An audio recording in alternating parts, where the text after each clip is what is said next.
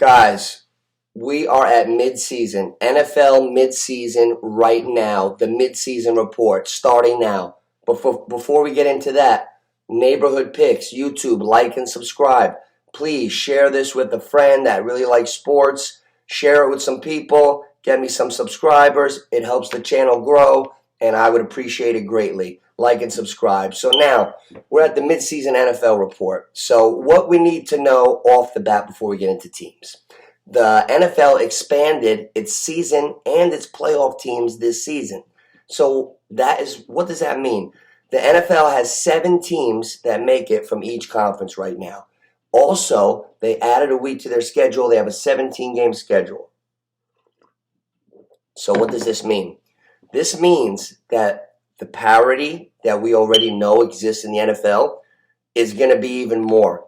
We're going to see a very average team that we don't look at as any threat that's going to be in the playoffs. So get ready for a new school NFL. It's going to be more of a tournament.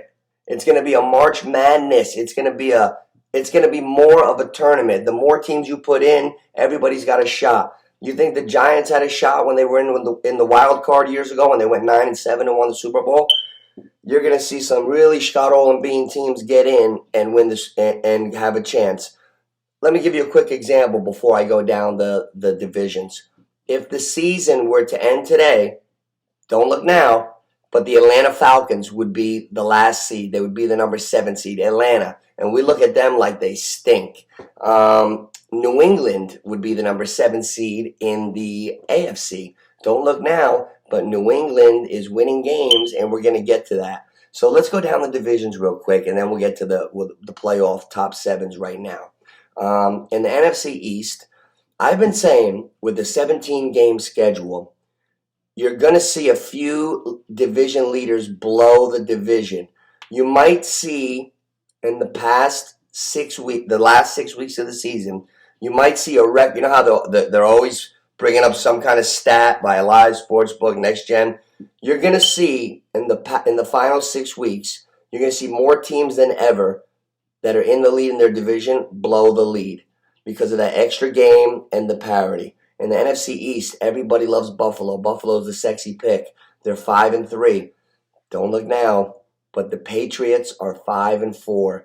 Everybody was so quick to salute Brady, rightfully so, but they were so quick to just bash Bill. They had these stupid hypotheticals every day I had to watch with all these haters saying, oh, was it Tom? Was it Bill? Listen, Belichick's a great coach.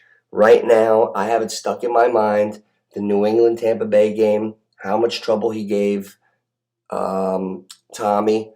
New England Chargers, how much trouble he gave Herbert. New England's defense is rolling. You see Belichick never spends a lot of money on the skilled guys, but he's always got a good D. And I don't know where he gets these late round running backs, but I saw 2 dudes running really hard this past Sunday. So the Patriots in the NFC East you're 9 games in with 8 games left. We're halfway through. So Buffalo and the Patriots, that's anybody's division. We can't just say it's Buffalo. That's the AFC East.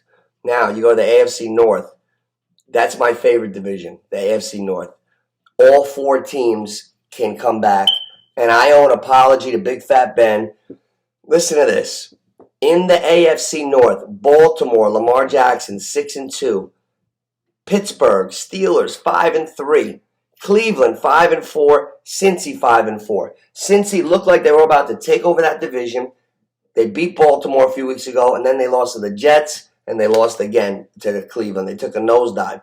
Cleveland beating Cincy in the in-division rivalry just gave them life again. Now, Nick Chubb is going to be out this week with COVID, which sucks because I got him in fantasy. But Cleveland beating Cincinnati put that whole division back together again. Now, Pittsburgh, who I hate and I'm always making fun of, they start at 1-3. They're 5-3. Mike Tomlin, I mean, he's a great coach.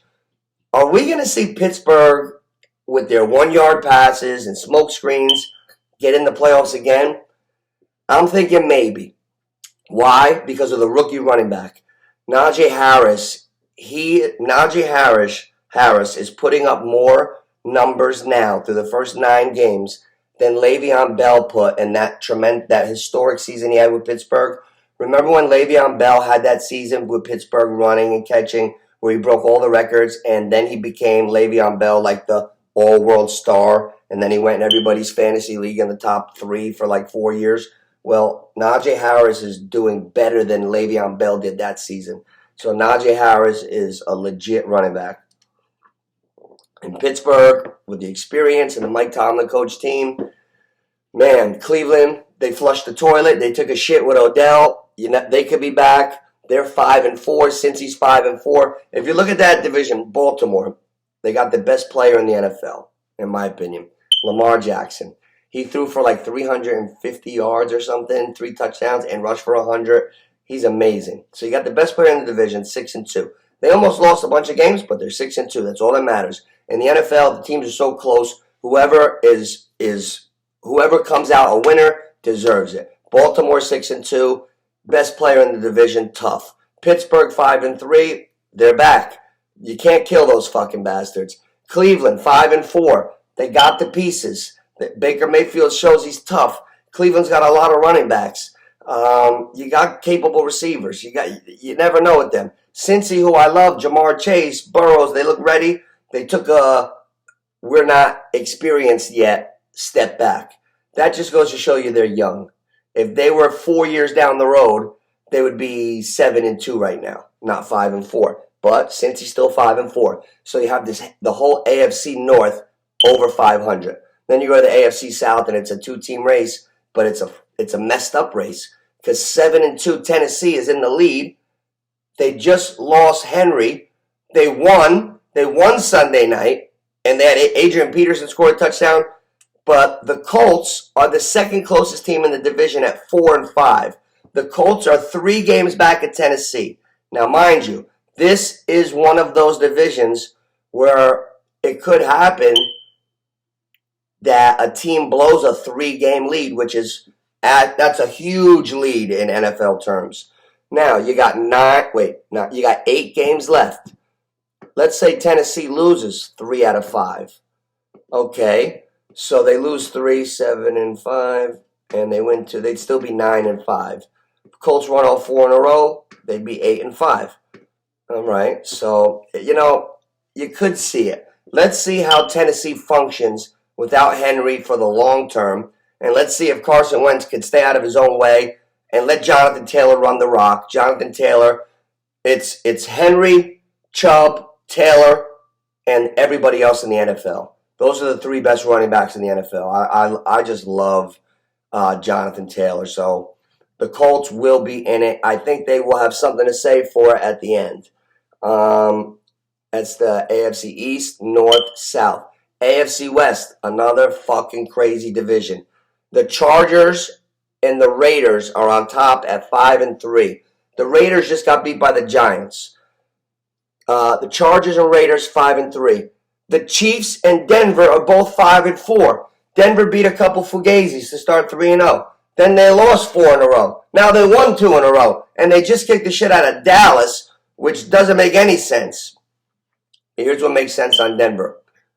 Denver is quietly producing one of the best tandem backfields in the NFL. I used to say it was Chubb and Hunt because at the time it was the appropriate timing. I also called out Pollard and Zeke, which is very true.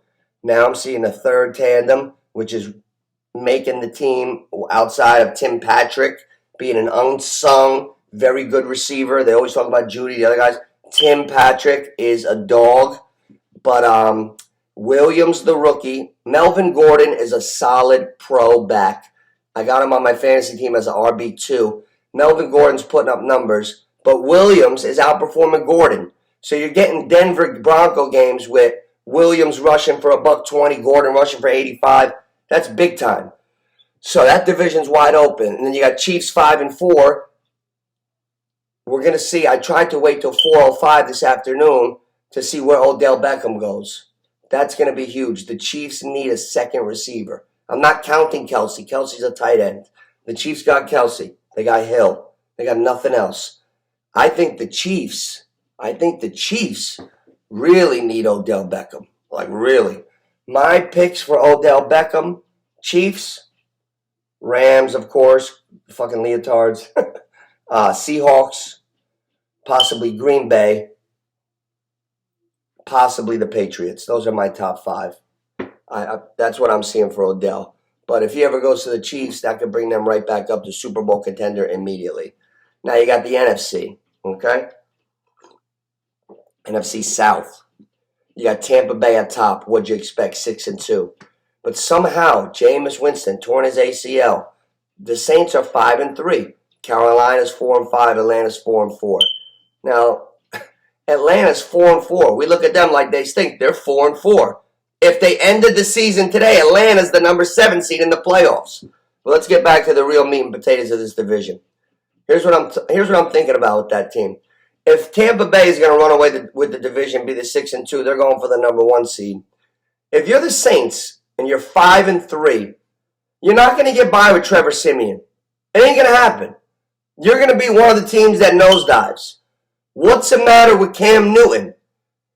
Taysom Hill, I get it. He's a change of pace guy. If I'm the Saints and I'm 5-3, I go bring in Newton.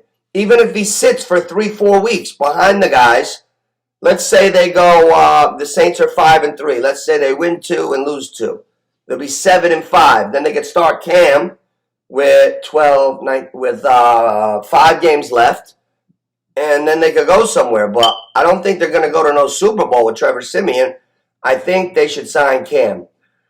So that's that with the NFC South. Tommy, Tampa, they're playing the Giants Monday night. That should be a massacre, but you never know with the Giants. But then you get to the NFC East. Here's another team. People laugh at me.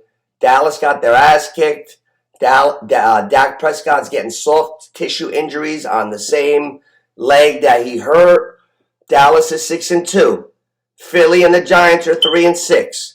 Let's just say Philly or the Giants win 3 in a row, 6-6. Let's say Dallas loses 3 out of 4. They'll be 7-5. Now you're talking 5 games left, 1 game back. I don't know that Dallas is just going to put it all together. They look terrible. So I wouldn't. Here's what I'm saying as a Giant fan. Booker's been running the ball very well. Daniel Jones has been throwing the ball on the money. The defense looks like they got something. Now when you go skilled players, you got an embarrassment of riches with skilled players. Can they stay healthy? Right now where I'm at, after about 5 years with Sterling Shepard, is Sterling Shepard going to be healthy? I don't give a fuck. All right? Don't give a shit. It's Kadarius Toney. Ingram's got to be healthy. Barkley's got to get back. Danny's got to play good. Galladay, I'd like to see him back. Slayton, I'd like to see him not disappear. Slayton. Giants got capable players. I'm not counting the Giants out for a wild card yet. That division, though, looks like it's Dallas's. Now, NFC North. Aaron Rodgers, 7-3. Minnesota, 3-5. Bears, 3-6. That's all I'm talking about. That's Green Bay's division unless Green Bay stumbles a little, and you never know with Minnesota. You never know. They got Dalvin Cook. They got talent. Minnesota could get hot and make that something. Right now, they'd be on the outside looking in. So Green Bay's the favorite in that division. You got Aaron Rodgers playing his best ball again.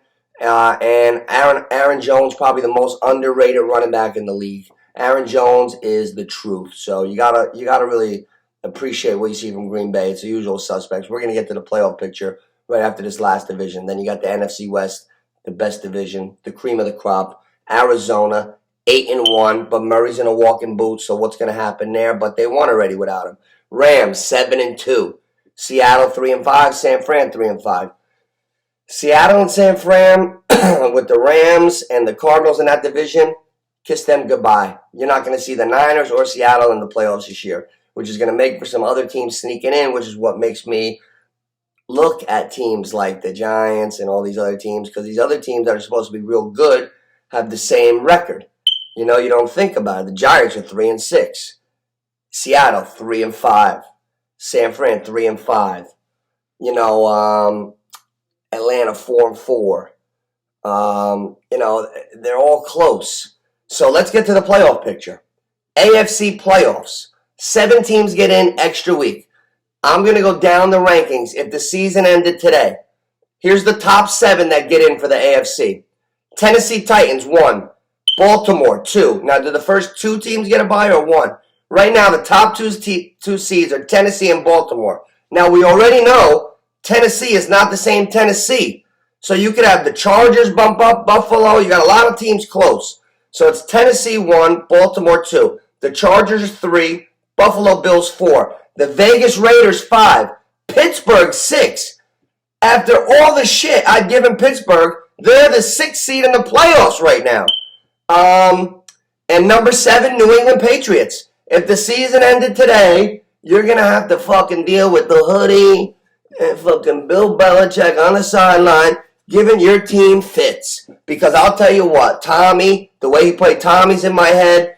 Listen, all you Bill Belichick haters, you do not want to play New England if they're the 7th seed. Even if you get a bye, they're going to have to win a game. If you're Baltimore or the Chargers, you're not going to want to have to go against a Belichick defense to start your season after a bye. So the AFC is very interesting to me. Now, right now, if the season ended today, teams that would be out, not even in the playoffs, that are noteworthy. Kansas City would be out. The Cleveland Browns, out. Cincinnati, with Burrows and all them, out. Indianapolis, with the running game and all that talent, out. So you got 4 top quality teams that are trying, with 8 games left, extended season, very possible, that are trying to get in the playoffs. So here we go again. Tennessee, Baltimore, Chargers, Buffalo, Raiders, Pittsburgh, New England in. On the outside, KC, Cleveland, Cincy, Indy. So to me, you got those 7 and those 4. You got 11 teams going for 7 spots. And those 4 on the outside are very capable. So you have a hell of a fun season. And somebody's going to blow a big lead. My personal opinion, without Henry, I don't see any way Tennessee's going to stay at the 1. So I feel like the winner of the Chargers division is going to be the 1 or 2, and Baltimore will hang on. So I think I'm going to go with either, it's tough, that division. You got the Chargers, the Chiefs. Anybody can win that division. They're all 1 game apart. 5-3 Chargers, 5-3 Raiders, 5-4 Chiefs, 5-4 Denver. The fucking Chiefs can just get right, sign Odell this afternoon, run off 6 in a row, win the division, get a 1 seed. Like, listen, we got a long way to go. So you got 11 teams in the AFC jockeying for 7 spots. Now, let's go over to the NFC. Equally as interesting. But the NFC is tough. The NFC is back. In my opinion, the NFC is better than the AFC. I think the NFC is stronger. I think the NFC is going to win the Super Bowl, whoever we represent. You ready for the NFC right now? 1 down to 7. 1, 2, 3, 4, 5, 6, 7. Here's 1 through 7 NFC if the season ended today. Midseason report. Number 1 seed, Arizona, 8-1. Green Bay, Tampa Bay, Dallas, Rams. Then 6, New Orleans. 7, Atlanta. So what does that go to show you? The top 5 teams are heavy, strong, heavy. Arizona, Green Bay, Bucks, Dallas, Rams, strong. Throw away the Dallas game, strong. Now, 6 and 7, New Orleans and Atlanta. And I'm going to be worried as a Giant fan that we can't make a run. New Orleans, no quarterback right now in Atlanta. Atlanta, we looked at as one of the worst teams. They're 4-4. The NFL's got parity. The Giants lost to Atlanta on a coup field goal as time expired. Or the Giants would be in that spot right now. Outside looking in. Ready for this? Quality teams outside looking in. Minnesota, never know. Seattle, San Fran. But it looks pretty locked to me right now. I mean, you can't call the Giants a quality team on the outside looking in, so I didn't mention them. You can't call the Bears quality looking in. You can't call them that. Seattle's 3-5. I called Seattle and San Fran at 3-5, but they're not really quality teams. Carolina, I could even mention at 4-5, but they stink. So these fucking teams stink at the bottom of the NFC. The NFC's top heavy, but as far as the 6 and 7 seed, You could have New Orleans. You could have Atlanta. You could have Minnesota. You could have Seattle. You could have San Fran. You could have the Giants. The NFC, the last two spots are wide open, which makes for a fucking super fun season. Excuse my language. Super fun season. You got a lot of open area.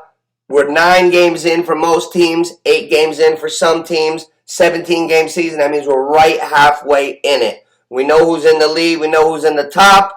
We know who's doing what. On a couple notes, when are people going to start mentioning Cooper Kupp as the best receiver in football? I know he looks like me, but the motherfucker's got 1,000 yards, and I'd like to see the guy get his credit. He's never even mentioned, and it's starting to raise like red flags that make me think things I don't want to think. You know what I'm saying? So let's give Cooper Kupp his props. Guys, like and subscribe. I love all you guys. I hope you're getting enjoyment out of all this shit. That's the mid-season report. If I had to go my mid-season MVP, I will tell you right now, I will give you a mid-season MVP. Let's see who it is. Mid-season MVP. Josh Allen's the favorite, 350. Tom Brady's 350. Kyler Murray, 750. Stafford, 800. Lamar, 1,000. Whoa, that's my new sleeper.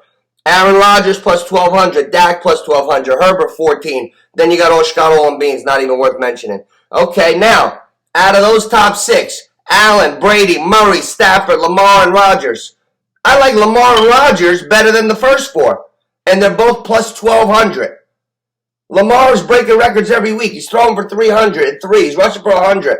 Baltimore, last I checked, they're the 1 or the 2 seed. Watch Lamar MVP's a sleeper. Josh Allen, Buffalo's going this way a little bit. Josh Allen ain't the MVP. Tom Brady, maybe. Lifetime Achievement Award, too. You got to worry about that. Stafford, could be. Murray's in a walking boot. We don't know how they're going to finish. The little guys, we got to see. Lamar and Rodgers, I like that. Maybe Dak on the outside. Right now, my sleeper would be Lamar plus 1,000. But that's my mid-season report. And we'll be getting to other stuff soon. Weekly pick'ems. Good job. I got them all written down. Like and subscribe and share it with somebody. And I'll see you guys later. Peace.